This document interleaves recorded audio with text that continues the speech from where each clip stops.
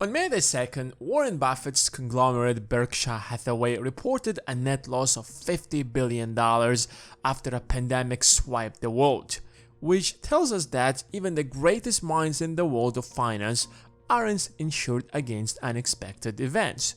Even though the company managed to report a profitable quarter recently, its stock price hasn't even regained itself back to pre-pandemic levels. Buffett lost his position as the third richest man in the world. Even people like Elon Musk, who seemed quite far away from Buffett's level, have exceeded him. No matter how smart, talented, or hardworking are you, the market is unpredictable. And if you're not careful, you might end up losing everything while thinking that you stumbled on a golden opportunity that will make you a millionaire. While there are endless kinds of mistakes investors usually make, especially beginners, there are 5 fundamental mistakes that even mature and experienced investors make and end up losing a fortune. If you don't want to be one of them, if you want your investment to keep growing, if you want to build a fortune in the stock market, then you have to avoid these fundamental mistakes. So, listen carefully. Confusing investing with trading. Beginners who just start investing imagine that you have to find new cool stocks to invest every day or every week. And if you have spent the entire month not investing in a single company, then you're not an investor. In the world of the stock market, there are investors and there are traders. A trader is someone who buys a stock with intentions to sell it on the same day or in the next few days, because the goal isn't to invest, but rather buy the stock and profit from the volatility of the market. Have you ever seen how fast stock prices move? They jump up and down every single minute, if not second. The price opens at $100, for example, and closes at $105. So if you trade with $100,000, you can expect to make a $5,000 profit within the day. In theory, it seems like an easy way to make money, but it's much more difficult in practice. Stock prices are almost impossible to predict in the short run. And as a trader, it doesn't matter what stocks you are buying, even if these companies are complete trash, because you're not looking to keep your money there. And that's what makes it so different from investing. Investing means buying tiny pieces of businesses that produce something meaningful and grow over time. So does the value of your investment. So if there is one company you know that's doing great, you know what is it going to be 5 or 10 years from now, you might keep investing in that company instead of reading endless financial reports and waste your time analyzing unlimited financial statements.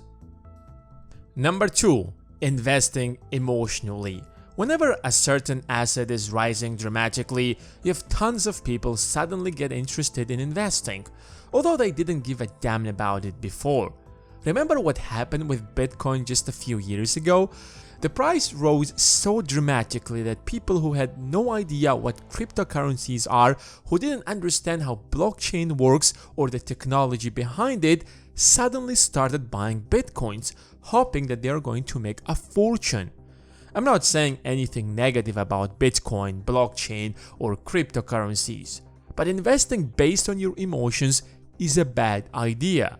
Usually it turns out to be disastrous. Bitcoin is just one example. Remember the mortgage crisis? Even the most qualified investors could not resist and jumped in. However, the entire thing collapsed and some countries are still suffering the consequences of that crisis. In the late 1990s, even a giant tech company such as Yahoo made a horrible decision investing a few $billions in Broadcast.com, which 2 years later they had to shut it down.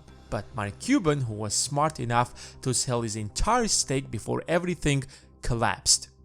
Here is the rule of thumb: if it's already in the news and rising dramatically, you missed the opportunity. Accept it and don't feel bad about yourself. By the time you get in, the cycle might be at its peak. Any investment you make should be based on rational, calculated risk. Yes, of course, you might end up missing some great opportunities, but you will avoid the risk of losing all of your wealth and build sustainable portfolio over time. World's greatest investor, Warren Buffett, missed the opportunity to invest in Google, Amazon, and a lot of other great companies.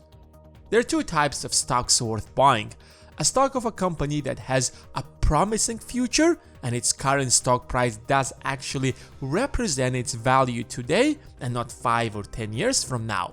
And secondly, a stock that's for one reason or another is undervalued.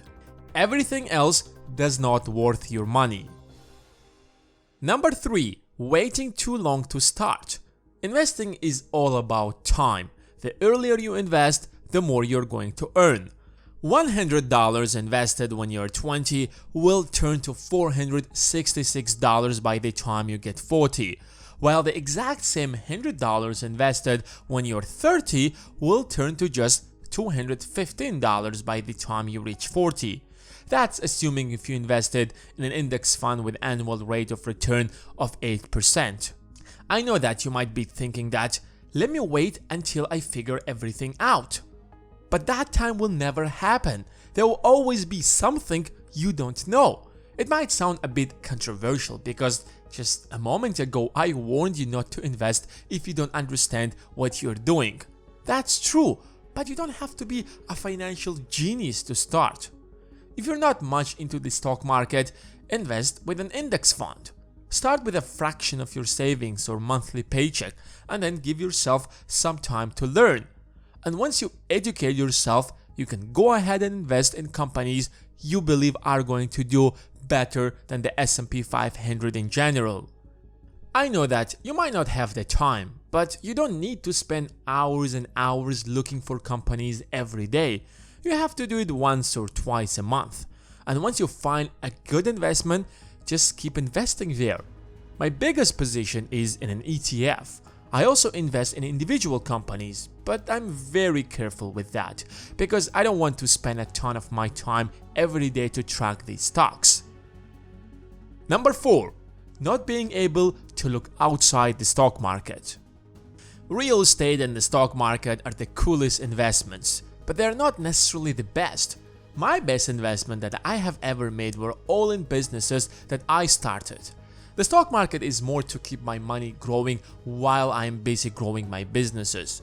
Because if I keep them in a saving account, inflation would eat them out.